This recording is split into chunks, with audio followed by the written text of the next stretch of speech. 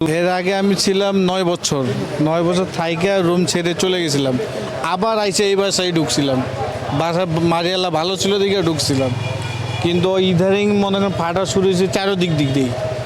ফাটার পর ভিতরেও ফাটা আছে, পাকঘরে যান দেখবেন ভিতরে সব উপরটা ফাটা আছে, মানে দোতলা পুরোটাই ফাটছে ভিতরে। এই ফাটা দিয়ে গিয়ে মনে করেন আমি রুম ছেড়ে দিছি টোটাল, নিচে 6টা, উপরে 6টা, তার উপরে 6টা। বাড়িওয়ালা একজন এখানে এই বিল্ডিংয়ে থাকে, আরেকজন ওদিকে থাকে, 2জন বাড়িওয়ালা।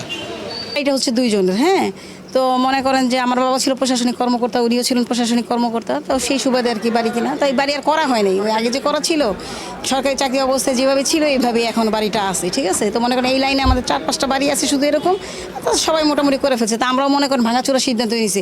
আমাদের সিদ্ধান্ত এই বছরই ছিল যে জুনের ভিতরে আমরা যে কোনোটা, যেহেতু 2 মালিক একটু তো মনে করেন কথাবার্তা একটু হয়, সেই জন্য একটু দেরি হয়েছে। আর সবচেয়ে বড় বিষয় হচ্ছে যে এইভাবে ভাঙে পড়বে আমরা ভাবি না। ওইটা আর কারণটা হচ্ছে যদি ভূমিকম্পটা এইভাবে না হইতো, বলতে তো মনে করেন যদি ভূমিকম্পটা না হইতো তাহলে হয়তো এরকম অবস্থাটা হইতো না। এমনি তো বাড়িটা ওই যে যখন ট্রাকটা বড় ট্রাকগুলো আছে না, মাল যখন আনছে বাড়িটা করার সময়, তখন এমনভাবে বাড়িছে তখনই অনেকখানি ফাইটে গেছে। ওই জিনিসটা আবার কি বারান্দা কিন্তু ওইভাবে ছিল না, এখন তো বারান্দা নিয়ে বসে। ওই জায়গাটা ছিল এরকম 4 কোণা, আগের বাড়ি করা তো ওই ডিজাইনটা তার ওই মানে এখন যে বাড়িগুলো হচ্ছে এরকম না, এরকম 4 কোণা ছিল, একটু বাড়তি এভাবে 4 কোণা ছিল গোল।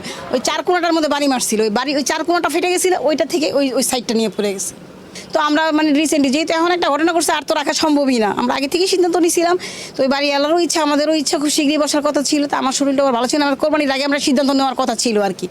তো এখন এই যে আজকেও কথা হয়েছে, তো উনি আর কি বললো যে কোনো আমার খুব রিসেন্টলি, খুব শীঘ্রই। আর ভাড়াটিয়াতে বলে দেওয়া হয়েছে, আমাদের আগেই বলে দেওয়া হয়েছে যে আমরা খুব শীঘ্রই হয়তো 2-1 মাসের ভিতরে এমনিও খালি করে দিতাম বাসা, ঠিক আছে। তো এখন তো যেহেতু অবস্থা হয়েছে, এখন তো যে সবাই বলেই দেওয়া হয়েছে যে তোমরা তাড়াতাড়ি যতদূর সম্ভব বাসার বললেই তো খালি করে দাও না, 1 ঘন্টার ভিতরে খালি করে দাও। 2 দিন এতগুলো ভাড়াটিয়া, তাদের জিনিসপত্র আছে, একটা বাসা পাইতে হবে। 8টা-10টা ভাড়াটিয়া যদি এক জায়গায় যাইতে হয়, তাহলে একটা রুমের মধ্যে তো 8-10 জন থাকতে পারে। 8টা-10টা মানুষের সবাই হচ্ছে নির্মমিত। এই বাড়ির মধ্যে যারা আছে দেখছেন সবাই ওই 5,000, 5,000, 5,500 এমন ভাড়াটিয়া। তো এই লোকগুলোর ওরকম একটা বাসস্থান খুঁজতে হবে, তারপরে যাইতে হবে, তাই না? সেজন্য আর যেহেতু তারা সবাই কিন্তু জানে, আমাদের আগে থেকে বলে যে পুরাতন ভাঙাচোরা, তারা ওইভাবে, আমরাও আছি বিধায় তারাও সাহস করেছে যে বাড়ি আলাদাই থাকতেছে, তাহলে আমরা কি হয়তো সেই সাহসে এখন যেহেতু আমরাও থাকবো না, আর তাদেরও বলে দেওয়া হয়েছে, এই আর কি। আর তো কিছু করার নাই, আর এখানে জোরেরও কিছু নাই, মন খারাপেরও কিছু নাই, পরিস্থিতি যেভাবে সৃষ্টি করে সেটাই হচ্ছে বিষয়। যেমন ওনারা বলছে যে মা অনেকে বলতেছে যে যদি আজকে মনে কে কখন কি ঘটবে এটাকে আসলে বলার কোনো, যে ভূমিকম্পটা গেলে এই বাড়ি থাকার কথাই না হিসেবে, ঠিক আছে। তারপর আল্লাহর রহমতে যথেষ্ট ভালো পুরাতন বাড়ি হিসেবে আমরা তো ওই দিন মনে করছি যে শেষ মনে হয় যে এইভাবে কতখানি ভূমিকম্পটা হইল। আর নাইলে বাসে এইটা মনে করে যে প্রায় আজকে 4-5 বছরের কথা, যে আমরা যে কোনো সময় একটা সিদ্ধান্ত নিয়ে নিব, তোমরা বাড়ি ঘর দেখতে থাকো, এটা বলাই জিজ্ঞাসা করে সবারই বলে দেওয়া হয়েছে।